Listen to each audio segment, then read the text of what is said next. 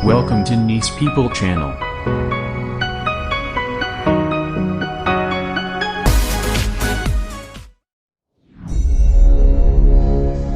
Kita harus merinci bagaimana membuat Indonesia menjadi negara superpower pada tahun 2045, di mana sampai saat ini siapapun yang mau menjadi RI 1 yang sedang menari di panggung media dengan kegenitan nampang agar populer, mereka belum menunjukkan apapun rencana ketika mereka nanti jadi RI 1. Nanti mau dibawa kemana negara ini pun tidak pernah dikatakannya. Bahkan pengalaman yang lalu-lalu sampai ketika menjabat pun masih bingung. Saat ini yang mereka lakukan hanya liputan receh. Mereka naikkan ke sosmed atau bawa tim media kemana-mana untuk disiarkan agar menjadi populer dan terkenal. Namun yang ada, kegenitan tersebut terlihat jadi biasa saja, bahkan cenderung membosankan. Malahan meniru cara Pak Jokowi di tahun 2012 dan 2013 tersebut yang sampai saat ini dilakukan. Itu aneh. Mereka meniru gaya populerisme tersebut yang ternyata cocok di Pak Jokowi namun dipakai yang lainnya. Ya agak waku, gak pas begitu. Kalau Newman bagaimana? Kita tidak menyibukkan diri dengan panggung keterkenalan fisik, tetapi mengisi otak kaum new mind dengan informasi dan keilmuan. Konsep bernegara kita ketika mandat didapat salah satunya adalah negara akan membuat infrastruktur jalur transaksi baru. Ibarat di tahun 1964 di mana pemerintah kala itu di zaman Lyndon B. Johnson memerintahkan DoD atau Department of Defense untuk membuat alat komunikasi baru di luar kabel atau di luar PSTN yang selama itu dipakai hampir sudah 50 tahun. PSTN adalah sambungan kabel untuk telekomunikasi, untuk telepon. Lalu di tahun 1969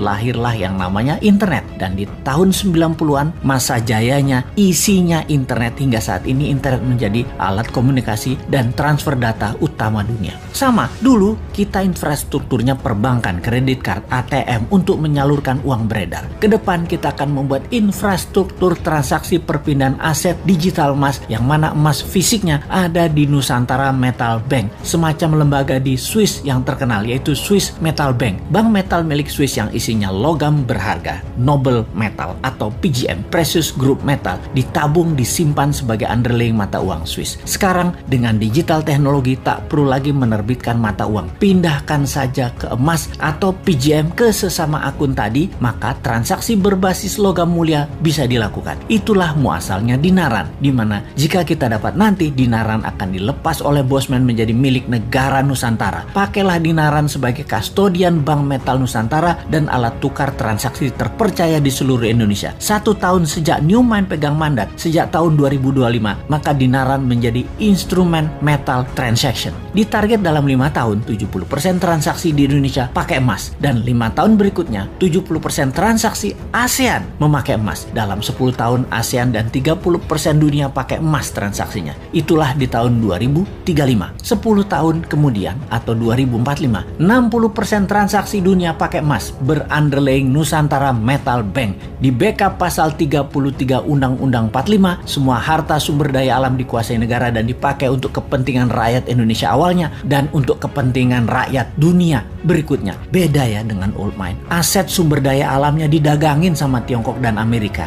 Ya, cemen banget dah mereka. Tapi mereka populer. Buktinya berkuasa dan bisa terus berkuasa karena rakyat suka cara mereka bernegara.